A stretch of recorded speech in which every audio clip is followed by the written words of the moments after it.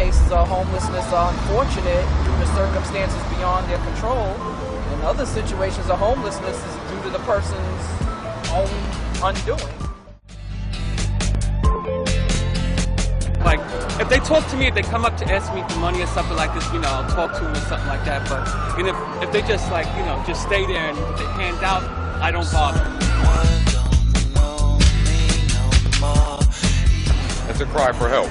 You know, people eating drink out of trash can, they need help.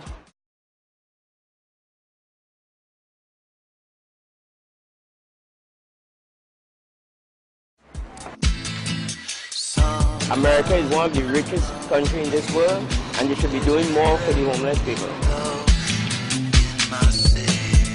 I think there are people who are down on their luck who, through certain circumstances, aren't able to help themselves out. Honestly, I don't feel bad for them.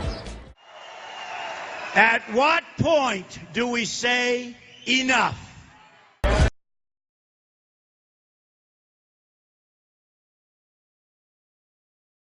No group in America has been more harmed by Hillary Clinton's policies than African Americans.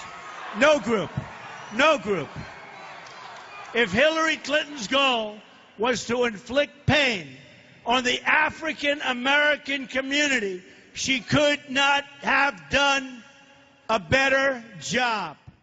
Last week, the Census Bureau released staggering figures, which showed that 1 in 7 Americans now live in poverty. That's over 43 million people in the richest country in the world. And you would think that during a recession, during an election year, this would have heralded a massive response from politicians. The Democrats would cry that this is proof that the Americans need the government to help them now more than ever. The Republicans would point to the Obama administration and its failures in economic policy as contributing factors to these devastating figures.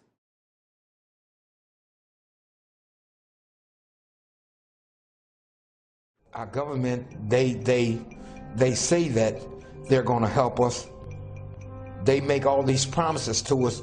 When they get in office, they forget all about us and leave us out in the streets with nothing, no support, no nothing. And it hurts. What the hell do you have to lose?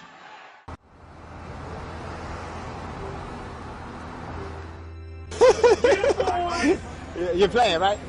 I get nothing from the government, though. Nothing. I don't even get food stamps. I get nothing from the government. Bloomberg is the one that's taking everything from everybody. He don't give a fuck about you and nobody else. But you taking out poor people's mouth and giving it to somebody who don't need it. I do believe that they should do more, because right now they're starting to cut down on a lot of programs. What the hell do you have to lose?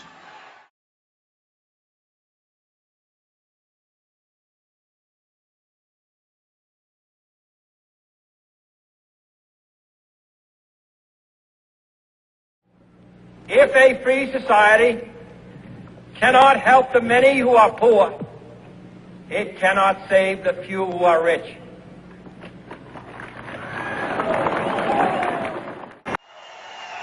At what point do we say enough? When you love someone but it goes to waste, could it be worse?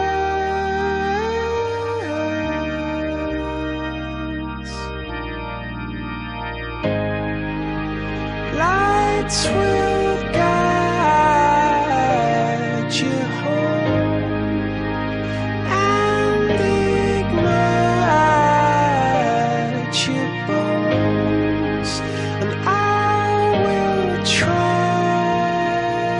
to fix you.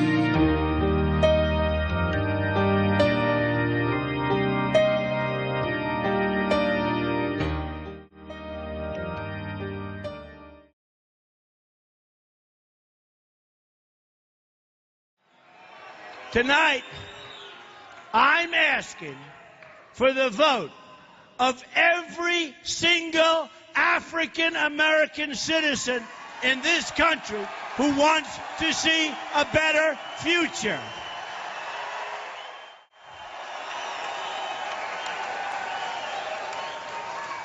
The inner cities of our country have been run by the Democratic Party for more than 50 years. Their policies have produced only poverty, joblessness, failing schools, and broken homes. It's time to hold Democratic politicians accountable for what they have done to these communities. At what point do we say enough? At what point do we say enough? It's time to hold failed leaders accountable for their results, not just their empty words over and over again. Look at what the Democratic Party has done to the city as an example, and there are many others, of Detroit. 40% of Detroit's residents, 40%, live in poverty. Half of all Detroit residents do not work and cannot work and can't get a job. At what point do we say enough?